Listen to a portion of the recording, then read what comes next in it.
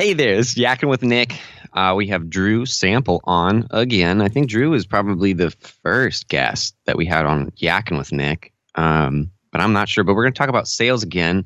But because I haven't updated the podcast in a while, I just wanted to let people know a little bit about what's going on. Still farming, still raising yaks. I just butchered 2 last month, and I'm starting to sell this.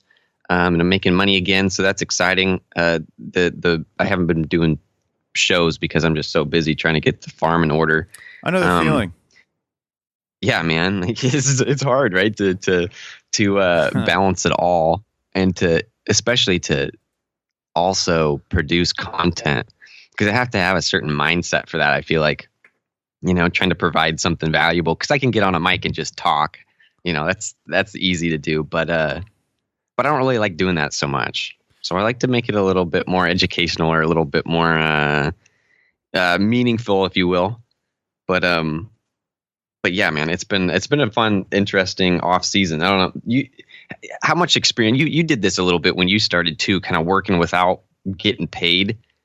Yeah, that's kind of rough, man. That's what I've been doing since December. And I make a little bit of money here on the side every once in a while, but mostly I'm just trying to work on the farm. So it's like, but I don't have product to sell.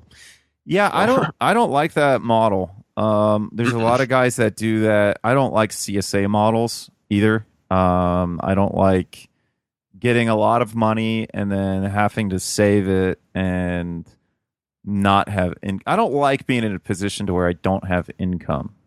That makes me really uncomfortable, because you don't know what's going to happen. I mean, sure, you can have an emergency fund, and that stuff's all fine and good. But what happens if you have a couple emergencies and you don't have income coming in? I think that's the dangerous thing. And then also too, what I don't like about that is so there's a few things. So I mean, with my strategy, when I was getting started, I was like, so what am I going to do in the wintertime? I guess I could deliver pizza. So I was delivering pizza for a while, my first off season. And then, then I was delivering pizza through the season. And then I was, slowly building. But when I didn't have restaurants to sell to, that was a challenge. And then once I started picking up restaurants and continued to just sell to them, and I thought, well, I don't want to lose touch with these customers. I mean, a lot of things can happen. A lot of changes can be made at a restaurant in the off season. So it's nice that I always have eyes on the restaurants. It's nice for when I work with other farmers. It's nice working with other restaurants, people, because it gets to a point to where, your relationship is so that people are possibly also doing business with you, because you can tell them what's going on in other places. So there's a lot of stuff. I'm sorry, I kind of hit a bunch of topics there, Nick. But yeah, I would advise against not having consistent income. I think it's great if you can have giant sales. I'd like to get to a point to where in my business, to where the wintertime I just make less money, and then the summertime I'm making a lot more money. Because I have, more space to grow, more crops to sell. But then, in the wintertime, I just have my, 6 microgreen crops that we sell, or products, because I guess technically it's 7, because we grow 2 kinds of radish. So, yeah, I was kind of talking a lot there, Nick. So if I get... Oh, no worries. Yeah, so keep going.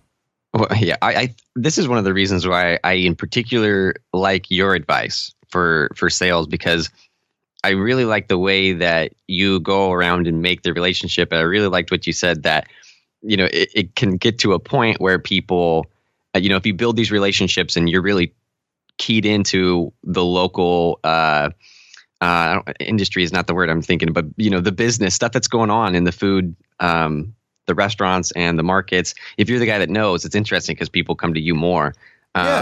And that's the kind of thing that's what really attracts me, because I like being a catalyst and being the person that connects somebody to another. That's really fun for me. And I like knowing people. So as I've been thinking, like, this is one of the big things that I think I got from you was the key to building relationships. Because I've been mean, I really try to pay attention to my inner monologue, like what's going on in my head. And I realize when I'm making sales, just from trying it, like I know, like don't really think about closing it too much. Don't really get nervous about selling yak meat, because really what you're trying to do is get to know somebody. But still, like I keep that in my head because I'm like, oh gosh, I need to make money. I need to make this sale. Yeah. And I do things like where I'm not really thinking about how do I meet this guy. I realized this recently, I was like, oh, I got meat back. So I was all excited. So I'm like, well, I'm just drop this off at some restaurant. And then I thought about it afterwards. I was like, wow, I didn't meet the guy. I just talked to one of his employees, and I actually didn't even give him any contact info, so he has no idea how to contact me.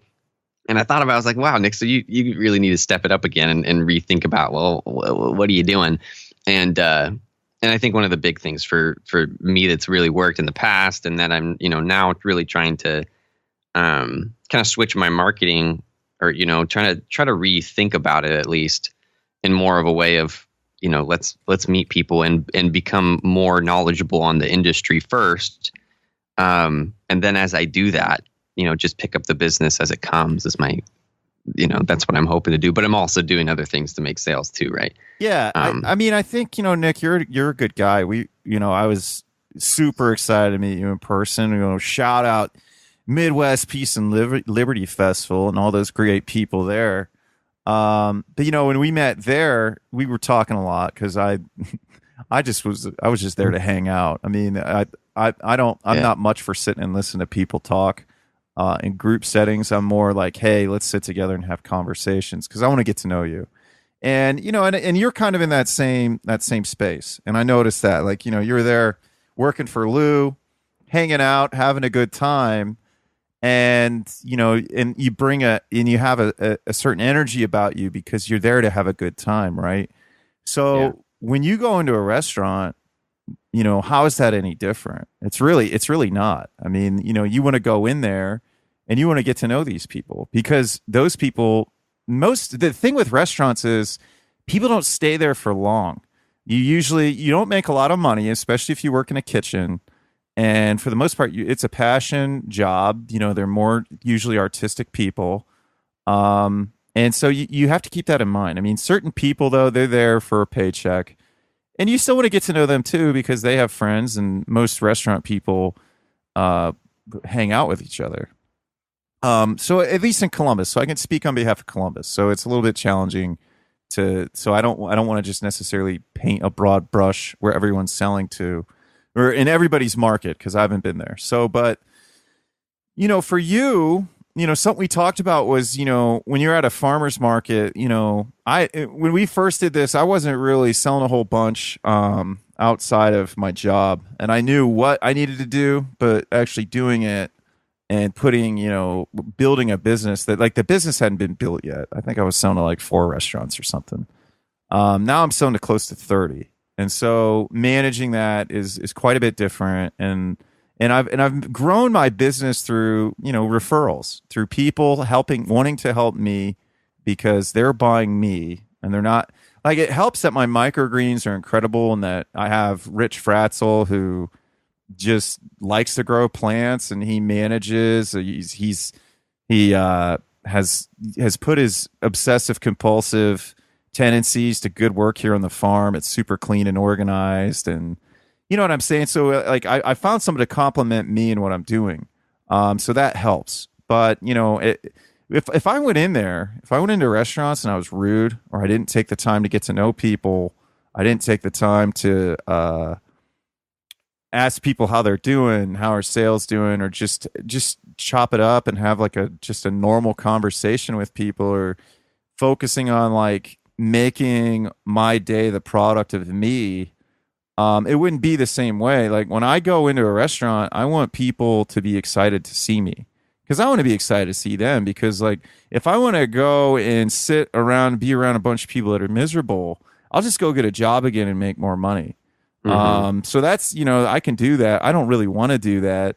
Because I mean, like, it sucks, and life isn't very fulfilling that way. So if you go into it like thinking like, hey, this is why I dropped out of high school, this is why I knew I wasn't going to go to college to be a yak farmer, and you wear that on your sleeve, like that's a cool story, man. Like people want to know. And I wouldn't even recommend sharing it. Just come from like, be, it's going to kind of sound weird, but be forward with your energy that you enjoy life and you love what you're doing. And people are going to want to talk to you. People are going to want to know, hey, what makes this young kid tick, man? This is an interesting dude. And he's selling yak. And I don't know, like I still can't buy yak meat in Ohio. Like I went to my buddy's. He made me we ate some elk, and my dad was like, "Hey, have you ever had elk before?" And I said, "Yeah." He's like, "Yeah, it's a good meat. It's hard to, it's hard to come by." I'm like, "It's more popular down here." But like, I've never had yak. I don't know what it tastes like. I'm sure it tastes similar to beef. It's actually more similar to elk. If that's my marketing. Yeah. See, so it's more similar to elk, right? So a yak burger, that'd be pretty cool if I could sell yak meat. If I knew a yak farmer in Ohio. I mean, I could probably. A lot of restaurants even want to run that as just as a special. Right. So I mean, I think that's something to be aware of. So that's. Let me interrupt you because Yeah. I think that makes a lot of sense, and that's something that I've been really thinking about it because I don't know. This is all part of me like reflecting on how have I grown up and how have I gotten to this point.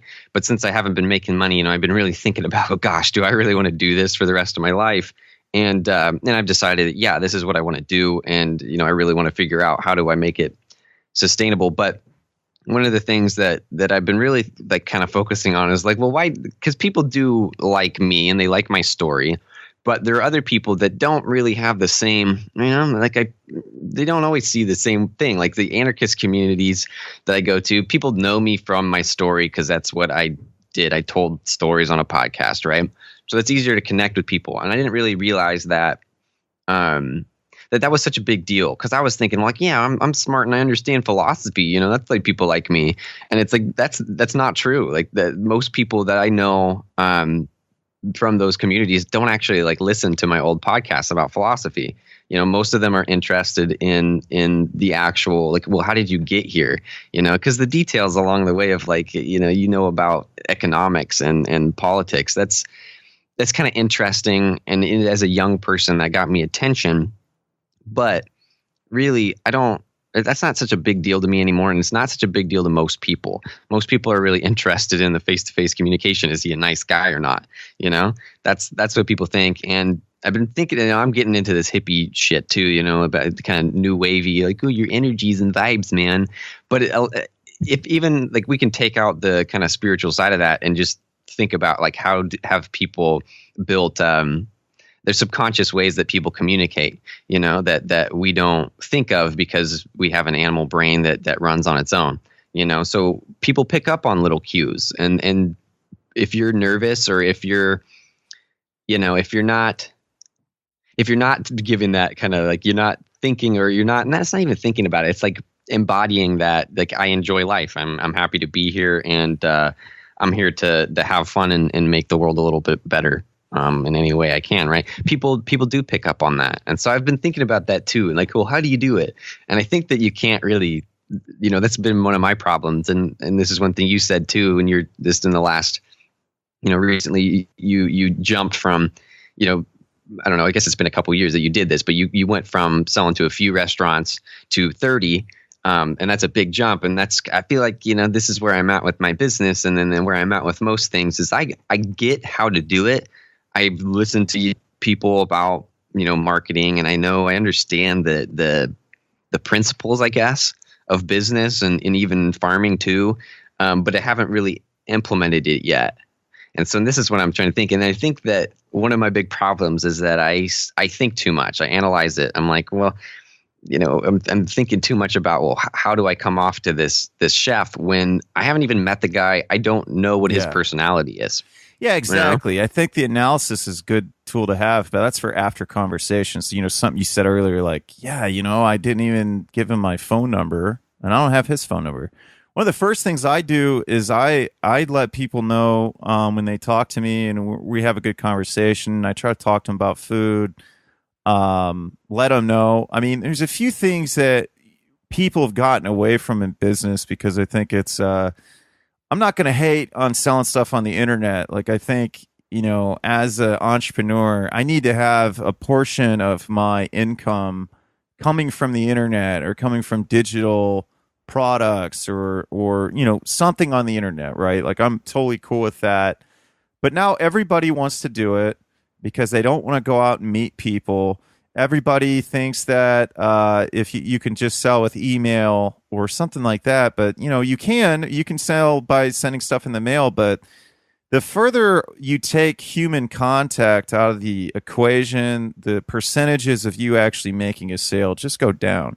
So, I mean, if you want to play the numbers game, that's cool. But, you're going to have to play a numbers game. I think, for me, being in sales for 10 years, it's really easy to transition. I mean, you're already counterculture, right? Yeah, And most people that work in a kitchen are counterculture. I mean, sure. there's a reason why they work in the back of the house. And even like the front of the house people, they're still counterculture. I mean, there's a reason why they work in a restaurant. There's a lot of people I know that make pretty good money working in restaurants, and they're like, "Oh, I'm going to go get a real job," and they hate it, and they're like, "I'm not making that much more money, and just life isn't as fun." And so people that like to work in restaurants, they do that they do that for a reason. They're there on purpose most of the time. Yeah, every restaurant's hiring, and everyone says, there's no jobs here, but you can go get a job at a restaurant, especially here in Columbus, Ohio. So they're always hiring. It's hard to find good people. It is tough work a lot of times. I've worked in a kitchen before, and that was recently, and I think that helped me out a lot with just understanding that culture. But so the big thing is when I go into a restaurant, I do think about that. How did I do? Did I ask something? You know what? Maybe I shouldn't have joked like that, or maybe I was a little bit. Maybe I wasn't as empathetic as I needed to be. Like that, those conversations still go on, but I don't get caught up in them. I don't put emotional attachments to them. I mean, as long as people are still placing orders, you don't have to be their best friends. I mean, you can have a relationship with them, and it's pretty cool if people want to come and see your farm and see what you have going on. I think I'd recommend you invite chefs out to your farm. You want to see what a yak farm looks like. You know what I mean? And so I think, people want to see, people think that the back to the land movement, the kind of the second wave or third wave, whatever it is here. I mean, people are going back to the land for a reason, and people are drawn to it. People are getting more hip to their food and food education and realizing that, these diets are a sham. You just need to eat real food. So I mean that it's in the collective consciousness, right? Like it's there, and we're trying to tap into it. So, but so Totally. set aside of like kind of like the philosophy behind it. I mean, one thing I do is, I let people know I'm easy to work with. That's one of the first things I say. They say, "Well, how do I place an order?" I'm like, just shoot me a text message. I know you guys are busy. I know you don't really have time to check your emails. Some chefs do. Some chefs are on top of their emails, and that's just who they are. But they still prefer text messaging. They actually like that. If they could just text, "How do I place an order?" You just send me a text message. That's it. I'll know it, and I'll come and get it. And I mean, so this is on you to be consistent. But I've heard certain experts talk about in their field, and maybe it's hard when you reflect on how you get to where you got. And probably had I not listened to their experiences and where they are now, I couldn't actually see what I see today. And that's, when people say you want to have set times, you want to have set this, you want to do deliveries only on certain days. That's true, especially if you live out in the country and you want to try to knock out as many restaurants as possible. But if a restaurant needs an emergency order, and even if you're going to lose money delivering it, the fact that you're focused on that relationship, or maybe you won't make as much money, that's what's going to speak loud. I mean, that's what's going to get you another restaurant from them, or that's what's going to get you a referral, is going above and beyond. Like there's no traffic when you go the extra mile. And I think that customer service is an area that most farmers just suck. They're not good at it. They're not good at telling restaurants that they're going to be short on an order, because most restaurants just want to do business with you because they want to have a better relationship with the food source. They don't want to do business with, and unfortunately, we don't have a system in place that can really replace the Cisco's or the other things like that. So I think when you try to get there's certain things that we can learn from the big distributions of food distributors, but you can learn something from everybody. But I think one thing is you gotta, how are you different from them, and how can you use that to your advantage? And so I think when people are saying like, oh yeah, if I just do deliveries this day, and if they say this, I tell them tough. When you're early in business, you don't have that option. I mean, eventually you'll build that relationship with the person, so then you don't have to drop what you're doing to get to where to help them out. They don't want to bother you. If you do it enough times, they're like, hey man, you've done it enough. I appreciate it. Just we can wait till tomorrow. But I'll ask, I tend to get 3 confirmations. Hey, are you sure? I don't mind. But again, my situation is I'm in the middle of the city. I'm probably 20 minutes away from all my restaurants at max.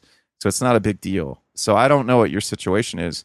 But, that's something to take into consideration. If you don't have money coming in, even if you're just going to make a little bit, you're not focused on that money. You're focused on that relationship there's going to be a residual effect attached to that one purchase. I mean, I don't like really hustling for one-off sales, but sometimes I will, because those one-off sales down the line, I mean, they can come back. But, when you have people's phone numbers, follow up with them. I mean, don't be afraid to text them and say, hey, just curious. I just sent 2 yaks to get butchered. Just wanted to know if you wanted to run any specials on steaks or a brisket, or I'm not really sure what kind of parts you get with yak, so I'm just assuming. So right. You know what I'm saying? So it's like learn when you market it, do it casually. Don't look, you're a farmer. People don't expect you to be wearing a suit. And actually, if you were a farmer and came in with a suit, they'd be like, who the fuck is this guy? They want you to look like a farmer. Like, I wear my farm boots in. I typically I try to have like some flannel type stuff in the wintertime, or brandless stuff. I mean, you know what I'm saying? Like, I want my brand to be me. So I don't have any t-shirts with words on them anymore or anything like that until I get my own company t-shirts, which I don't know if I ever will. Now, certain restaurant people have said, hey, it'd be cool to get a hat with your logo on it. So I need to figure out a cheap way to get a hat and give it to chefs just so they'll wear it, because I think it would look cool, and then they can promote me. But it's kind of a loss leader. It's kind of like a, hey, here's a gift sort of thing. So yeah, man, I think that you're fucking up if you're a young farmer and you're like, oh, I don't want to do that delivery. It's not really worth my time. It's like, no, if you're not selling to anybody, it's totally worth your time. It's not worth your time to think that things aren't worth your time. If you have a commitment with somebody, or you have a relationship with somebody, it's not always going to go to your advantage, but you have a commitment. You have a verbal understanding that you need 4 pounds of ground for yak, or 10 pounds of ground for a special this weekend.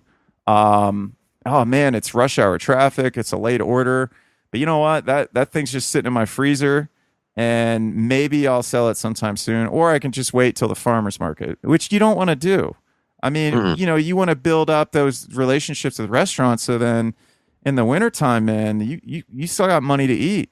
I mean, you don't want to be in a position to where you're banking on CSA or farmers markets. That stuff should just be extra, man. I think so many farmers fuck up because they're trying to sell, oh, well, I get more money at the farmers market, so I'm just trying to sell to that first, and whatever I've left over is the restaurant. It's like, why are you doing that, man? Because those farmers markets, you can't predict what the weather's going to be. You can't predict a lot of things. Sure, restaurant sales can differ week by week, but they go on year round. So if you got something you can sell year round to a restaurant, farmers markets, I don't know what they are like that. I don't know what they are out there, but here it's the same. Yeah. They end in the winter, and hardly anybody goes, Yeah. And they're not, even the first couple months that they start up, they're not that great either. You have to wait till it gets nice. And even then it's inconsistent. So I the way I've been trying to do it is I'm trying to now use the farmers market more to collect people onto my newsletter. And so now, Yeah. My thinking is that what I do best is relate to people. I can talk to an individual and, I can have a really good conversation. And that's where I'm going to do best. So I'm trying to pick up a lot of local customers because there's a lot of foodies around that maybe they don't pick up yak meat every month, but they pick it up every 3 months. If it's there, if they're, if I'm in their face or if I'm in their intention or they're thinking about me, but I'm trying to pick up more there because it's still inconsistent. I have regular customers, but the regularity is not soon enough. You need more. I mean? You need more regular Right. customers. You have to build a business, man. You have to have Exactly. a portfolio of people that are going to make you be sold out. You need to be in a position where you're telling people no.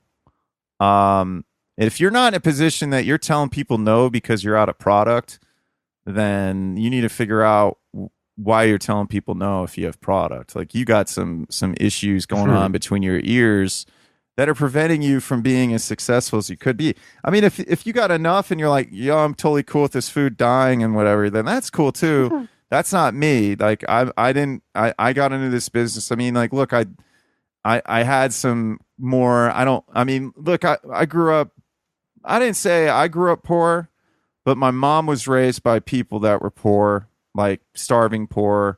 And so that hasn't totally left who I am because you don't waste food. Like I was taught growing up, you don't waste food.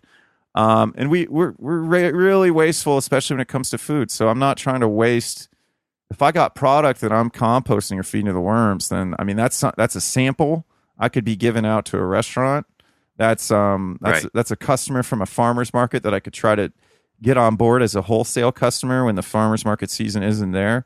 So I mean, there's a lot of ways that I'm so fucking up my business. I mean, my business is going great, but there's always room to improve, especially when it comes to sales. I mean, until you're at 100% close rate, you can still improve, and nobody gets to 100% close rate.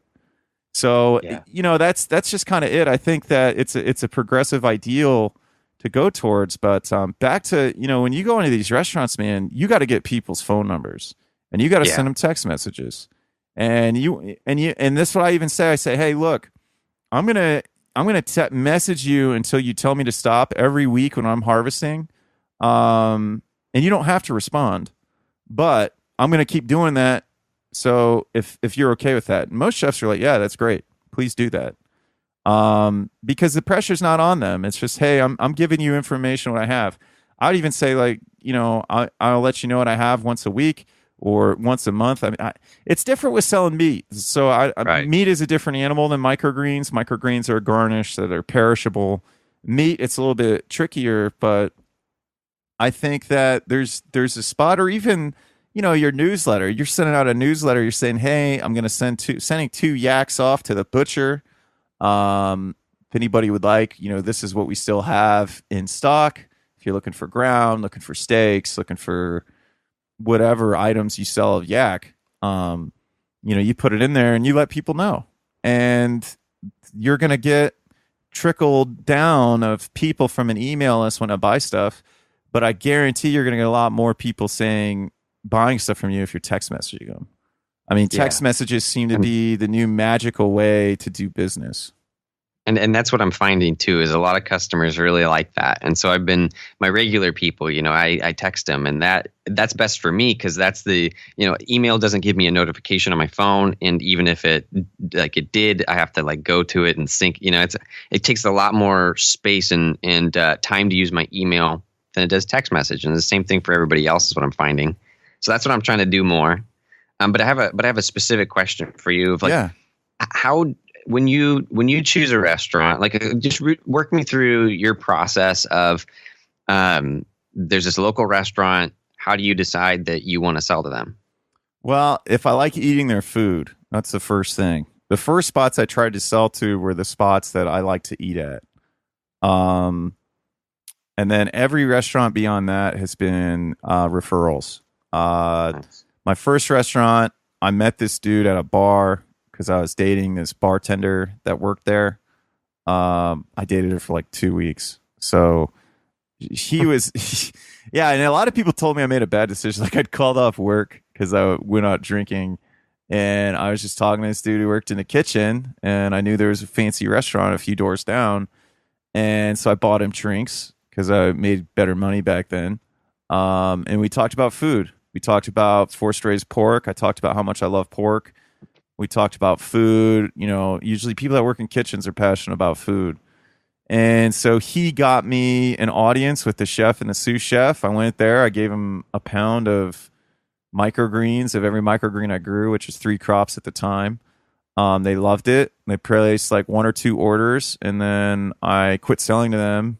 And then I emailed them, which turns out that chef hates email, and she said, just text me. So I pretty much formed a relationship with one chef who she's awesome. She used to work in New York City, and now she's out here.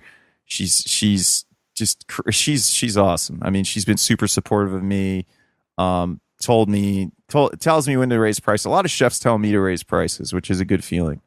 And shout out to Alex Bell. Alex Bell recently sat down with Rich and I and helped us figure out how to actually calculate the cost and what I should be charging based on cost of seed, labor, different stuff like that. Because I knew I could figure out how to do that, but it was just something overwhelming, and he created a spreadsheet for us. So shout out to Alex Bell. If you need that for your business, you could contract him to do that. So Nick knows Alex as well. Yeah. So that, so I got in with Jenny, and she loved getting my stuff. And then she said, you need to go talk to my friend Jeff. He's at this restaurant. Build a relationship with Jeff. I was cool. I would just bring stuff, and then him and I would bullshit.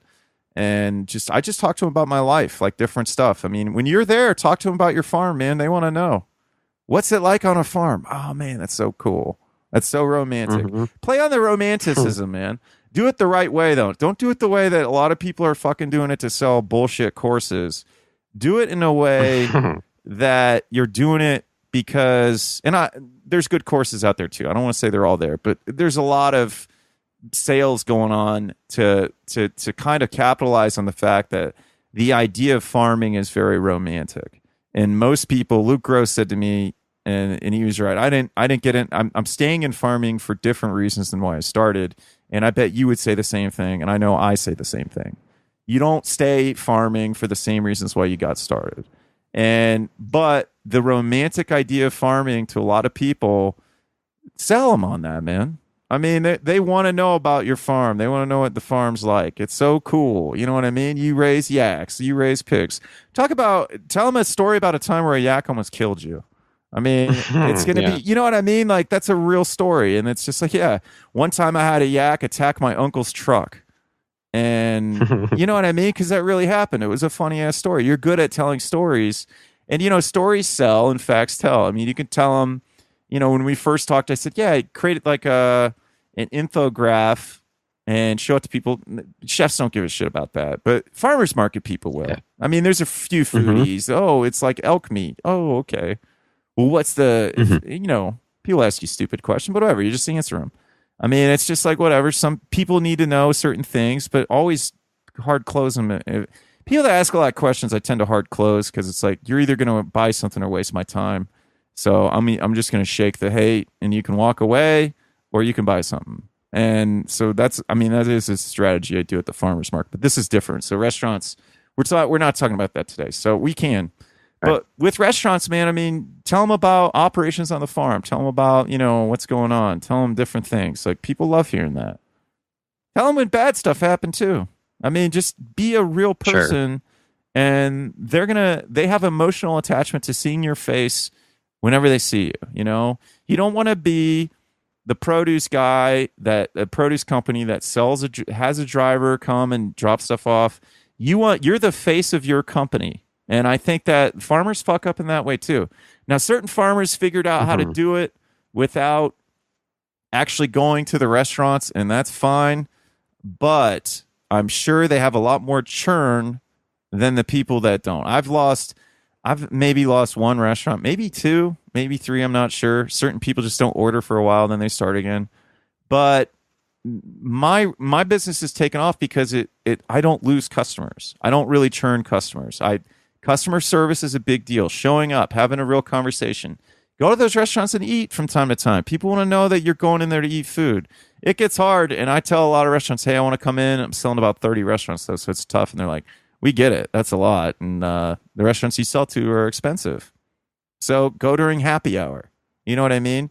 Go when it's inexpensive, and also too, a lot of times when you go, if chefs know you're coming in and they have a relationship with you, you might get something for free. Or if the GM likes you, they might give you an employee discount. You know, you don't know, but you got to show up. You got to go. Don't eat out unless you sell to that restaurant, or don't eat at a restaurant unless you want to sell there.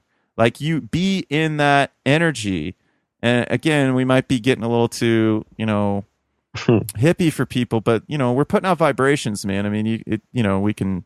I don't want to reference science or any of that shit. It doesn't matter, because we know, when somebody's putting out a funky vibration. We just know. I mean, our bodies are antennas. So, yeah, I think that's what you want to do. I talked to one chef, and I knew to do this, and I just forgot. He said, "Listen, man, you're into different things. If you have friends coming in town, take them to one of your restaurants. Eat at your restaurants. Do other business at your restaurants. Like, I'm interested in real estate." So I said to this guy I wanted to learn from, I said, "Hey, can I take you out to lunch?" And he was like, "Yeah." So I took him to a spot that I sell to. And he's like, "Man, I don't usually eat at a nice place like this." I'm like, "I didn't either, but now I sell here, so I'm not going to give my money to some place that doesn't support me, or a place that I don't want to support me." So, I mean,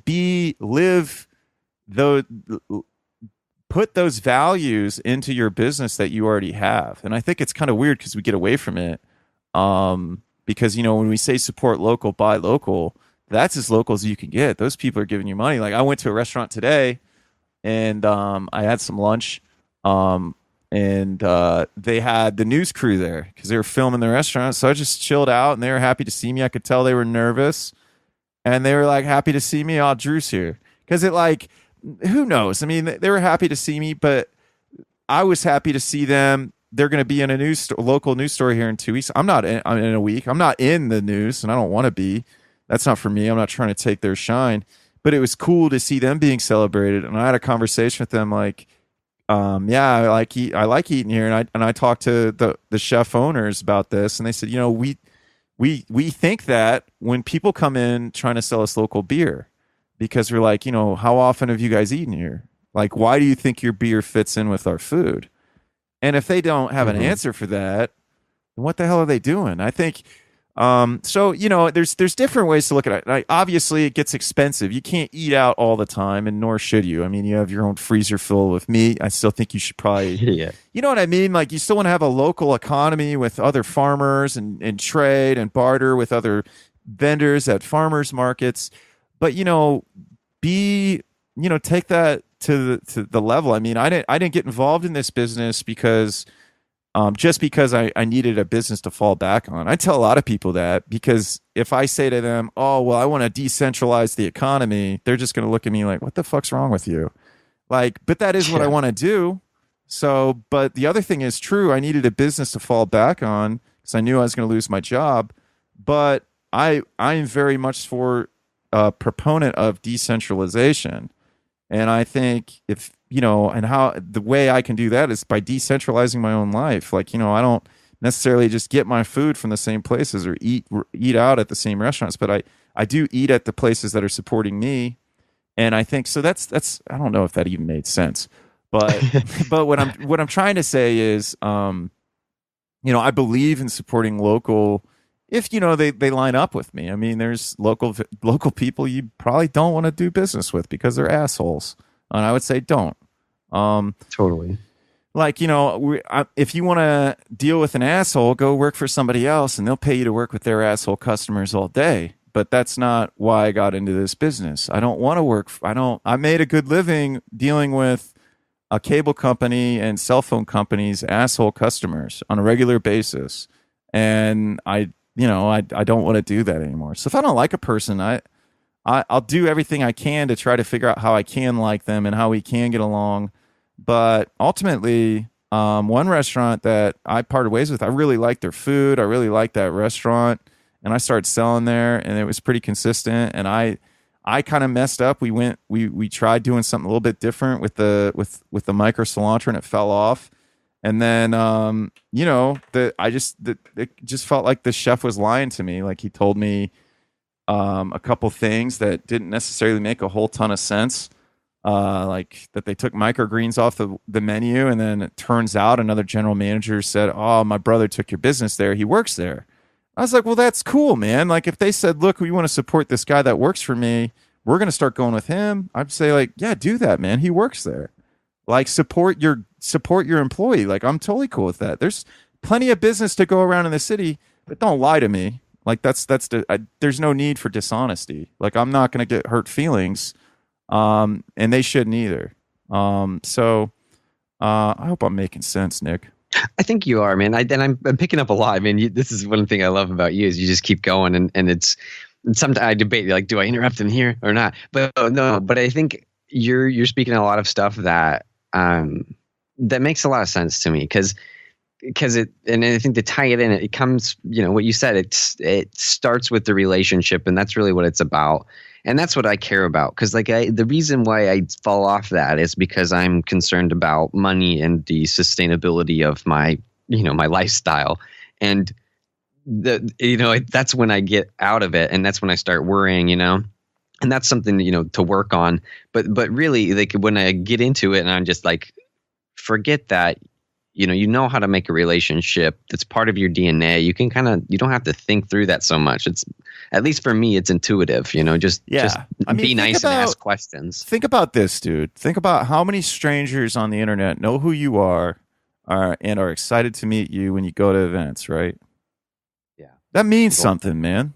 I mean, it means something that I'm here talking to you and doing this sales consulting for free. I mean, it's not, you're my friend. Like that, our relationship is important to me. And I think that this conversation is going to be important to other people. So I think, yeah, I'm on board. Like I don't, if somebody wants to pay me to consult, that's cool. We'll go down that path. But let me get some more time under my belt. Like I guarantee I could outsell any farmer who says they're making all that money. If it came down to it, him and I got in a market, I bet I could beat him on sales. Maybe not production all the way, but I'd find a way to have somebody that could. So I'm okay with that, but I'm not trying to sell anything right now. I want to help. I believe in small scale farming. I believe in decentralizing the food system, but also, man, I think more importantly, people need a business to fall back on, and people need to have a connection to the land. And so, it's a multifaceted passion for me. Like people will say like, oh, it's not a day of work in your life if you enjoy it. It's like, man, that's bullshit. Lots of farming is work. And there's a lot of shit I don't like to do. So I had to make more money so I could figure out how to pay somebody to do that work for me. And that's not a bad thing. So I think that, man, I think sales and the sales aspect of running a business is about 90% mindset and 10% technique. Now that 10% is huge. But if you don't have that mindset and you have the technique, you can't fully execute that technique if you don't have the right mindset. You don't have the right confidence behind what you're saying. And I think, you're a confident dude, especially for not even being 20 years old yet, right? Are you 20? I'm 20 now, yeah. 20 I'll be 21 this summer. So, yes, you're going to be 21, but you're not even 21 yet. You can't even go to these restaurants and drink. You know what I mean? So, sure, yeah. But you're a yak farmer. And I think that, people are going to say this young kid, it doesn't matter. Like people are going to judge you for being young, but if they hear you talk and you impress them, they're going to be like, wait, you're a yak farmer? Yeah, I mean, this is my farm. Make sure people know it's your business. Make sure when you go into a restaurant, you tell them, like I went into a restaurant and they said, oh, what company are you with? I'm like, I'm with me. Like it's me and another guy that lives in my house. And it's a small ass house. And so it's like,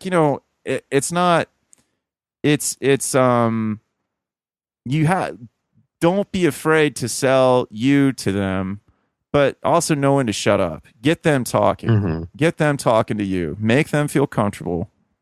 Ask them questions. Use some of Chris Voss's techniques. Mirror them a little bit. Get them to open up to you, and because then they know that you're listening, and then they'll just keep talking to you, man. I mean, like a lot of people like talk shit to me, and I not to me, but they talk shit about other restaurants or anything like that. And it's Hmm. nothing mean spirited. I mean, Well, everybody does. I do that stuff, yeah, too. Like, yeah, and yeah, and somebody that's in the it. That's neighborhood, I'm like talking shit on just because it's just in your head, yeah, it's You a good just want thing. to talk, I mean, like, look, I'm talking shit, right? I said, oh, I'll beat any farmer. You know what I mean? I'm just Yeah, talking yeah. shit. I mean, who Hmm. knows? I mean, so that's the thing. I mean, I honestly don't want to compete with other small farmers. That's my last thing. If I want us to work together because there's plenty of business to go around. But I think go in there and take ownership, get people's phone numbers. Say, hey, look, I'm an old school dude. I think business cards are for free lunches. Um, and if you want to do business with me, I just would rather have your phone number and just text you. And that's the way to do it. I mean, what's the point in giving somebody a business card when when they're just going to type that number into your phone? Like we were in the smartphone era. Business cards are for free lunches, right? Like, and what I mean by that, it's for when you go to Chipotle and you stick your business card in a bowl and they randomly draw it to give you a free lunch. That's what business cards are for. They're for free lunches. That's it. If you like, look, you can have a nice card. Maybe people will see that you have a nice card and it's official. Greg Burns told me he went to Permaculture Voices too, said he was a hog farmer, got some business cards. Before he knew it, he had people buying hogs from him to support him. Now, he made a joke about the business cards, but people were buying Greg Burns. People were Hmm. buying this crazy dude that took his family out of the suburbs and moved his 7 kids into a double wide modular home with a basement to get back to the land. That's what people wanted to support. They liked his story, and he's a good dude. Like Greg's like a brother to me. Like he's a good dude. He's funny. You know what I mean? He's thoughtful. You know, he's a good guy, and he's a businessman. I mean, he gets most of his business and his other work by getting referrals. And that's another thing too, man. Figure out a way that if people give you referrals, how can you reward them? I mean, what's a way to do Hmm. that? And it's, maybe you buy stuff at the farmer's market and you give them a little stupid gift. What I do is I reward people with pork that I don't sell. I do, hey, here's some food for a staff lunch because restaurants have staff lunches. And so I'll give him like a big pork piece because now I just eat ground. So it's like my, Yeah. my jokingly forest raised pork rewards program. So, I mean, there's a lot of things, man. I threw a lot of things out because the thing with sales too is you have to cater. There's no right way and there's no wrong way. You have to cater your sales techniques to your own personality. If you're a funny guy, be funny. If you're not funny, don't be funny. Hmm. You know what I mean? Don't try. And I think that's kind of the trick. I mean, there's so, figure out what you're good at. I mean, and like I said, when you go into a restaurant, think, okay, did I get that person's number? Create a list for yourself to kind of evaluate yourself. You're not going through telecommunications and learning to sell because what have you done for me lately?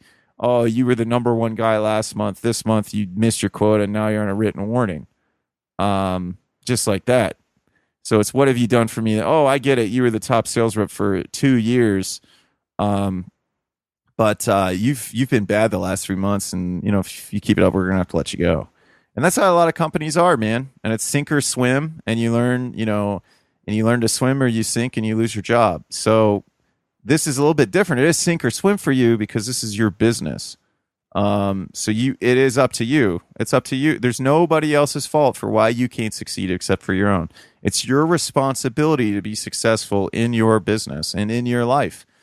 So, take that seriously.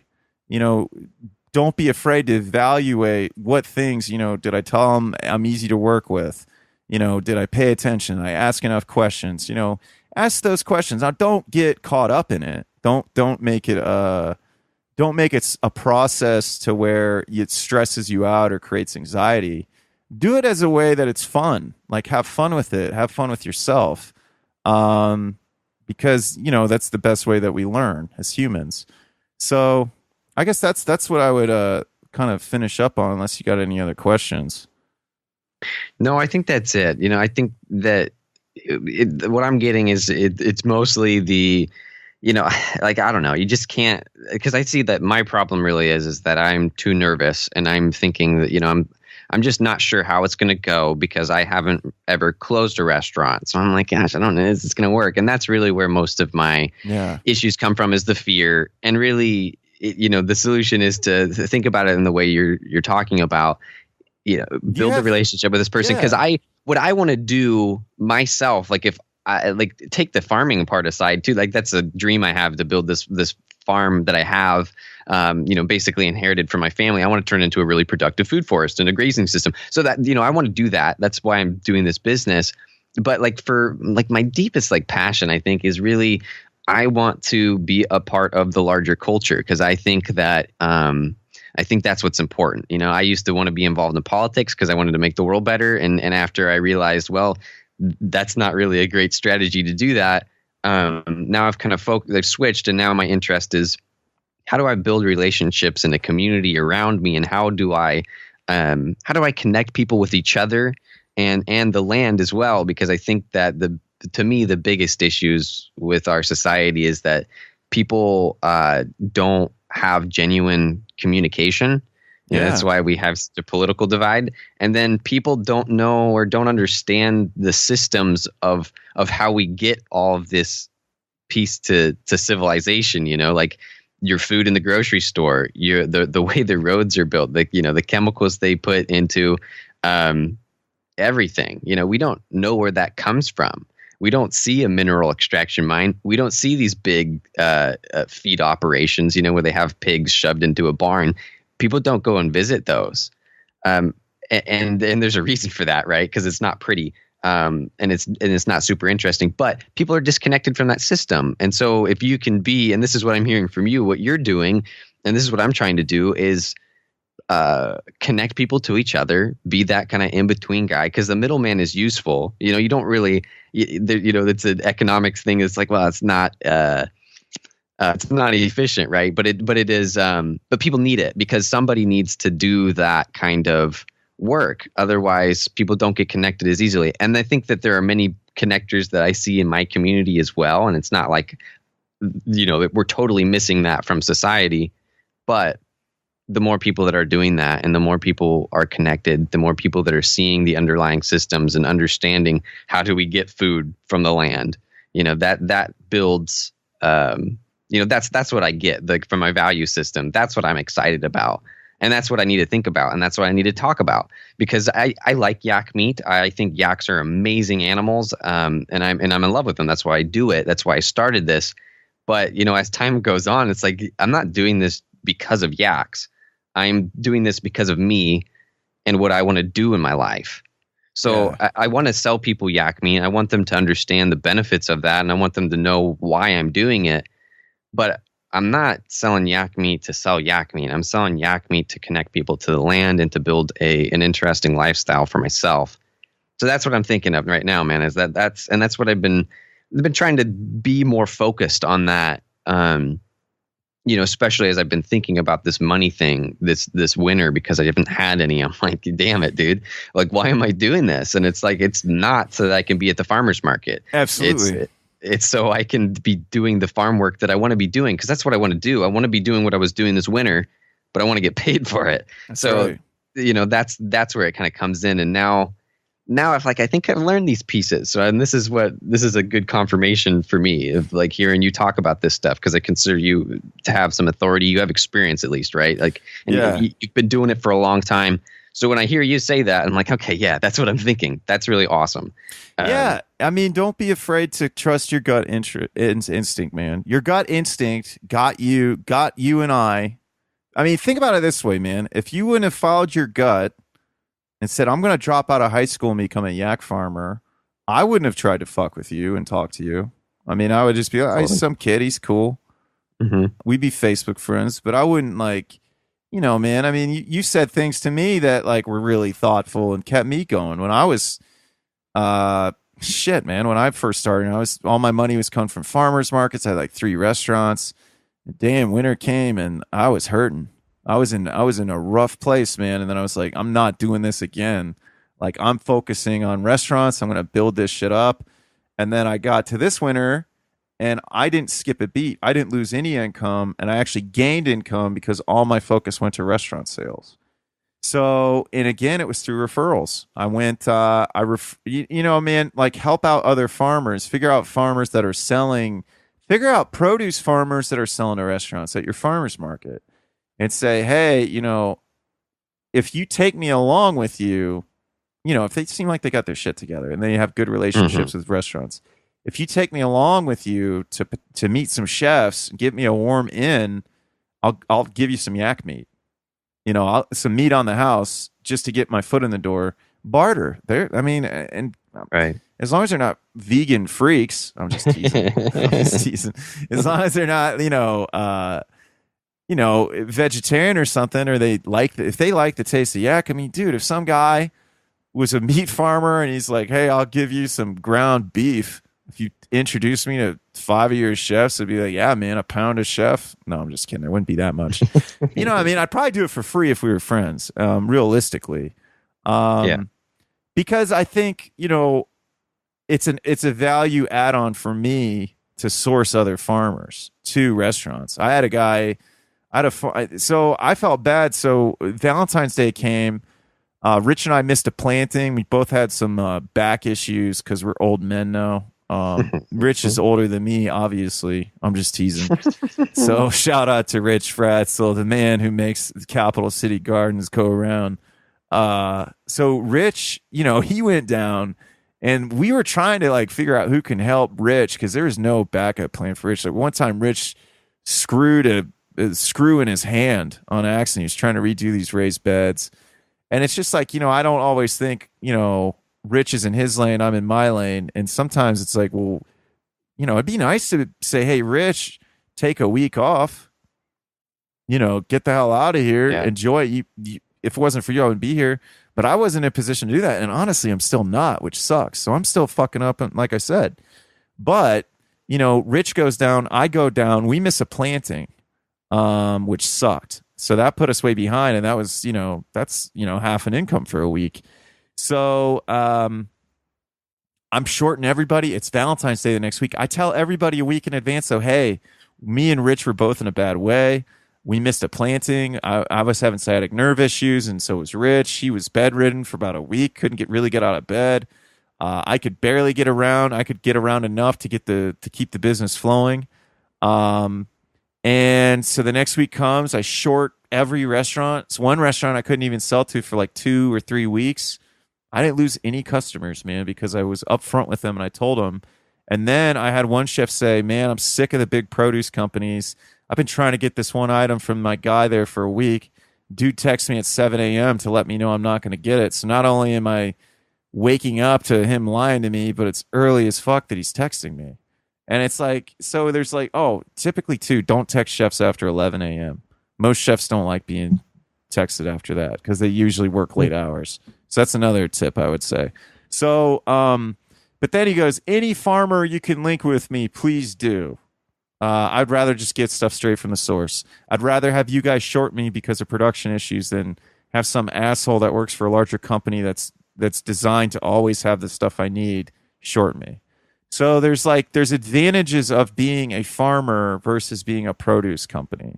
And it kind of reminds me of that David Seaman guy. I don't like David Seaman, but something he had said to me, it was just duh. So when he was trying to run for Congress, and then he screwed people out of all the money they donated to him and didn't actually run, and then became a podcast, and he's all worried because he was an independent journalist, and then realized that people would rather work with somebody that's independent than representing a large corporation. And I think in business in general, that's kind of where the direction we're going. People want to work in most fields. I think certain things, like a lot of contractors suck, but that's a whole other conversation. But in farming, for sure, people want to know that you're a farm. People want to see your farm. Have your farm be presentable so you can have chefs come out, man. That's a big deal. That's something Rich hammered into my head. And it was something that I would let the stuff pass because I was of this good enough mindset. And Rich goes, listen, we're an example of what an urban farm can be and should be. And we need to keep it that way. If we're going to have chefs come through, we need to have this place looking nice. And I'd be like, and I would just have, I don't think they really care, But then, when we would make certain changes and I'd get compliments for it, I'd be like, oh, I'm listening to Rich a lot more about this now. So, there's a lot of, I could talk about this all day, man. So anytime you want me to come on, and talk about this stuff, I'm more than happy to. So, I do have to get harvesting though. I got to go get my dude. Yeah, no worries. So, but man, I've been needing to start podcasting more. So thanks for having me on, man. Yeah, totally. Thanks for doing it. And I always appreciate talking to you. You and Rich have both been very helpful for my business. Rich gave me some very good advice on how to design a silvo pasture system, and I'm in the works of that. So I really appreciate both of you guys, and so thanks for doing it again. Shout out to Rich Fratzel. He's not really on Facebook anymore, thankfully. But if you want to talk to Rich about design, he'll be very hesitant to actually talk to you about it because he doesn't have, he's of the same mindset. He doesn't have the most experience, but dude, he's a great resource. He doesn't always like talking to people, but that's okay.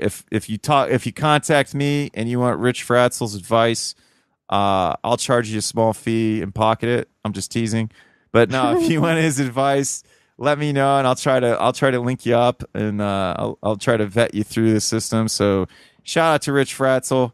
Also, if you guys like what I'm doing, follow me I'm back on the Twitters, barely on Instagram or Facebook, but at Drew Sample on Twitter and Instagram. You can friend me on Facebook. Go to samplehour.com. And that's it, man. Awesome. Well, I will put those links in the show notes as well. And thank you all for listening, and I hope you all have a nice day.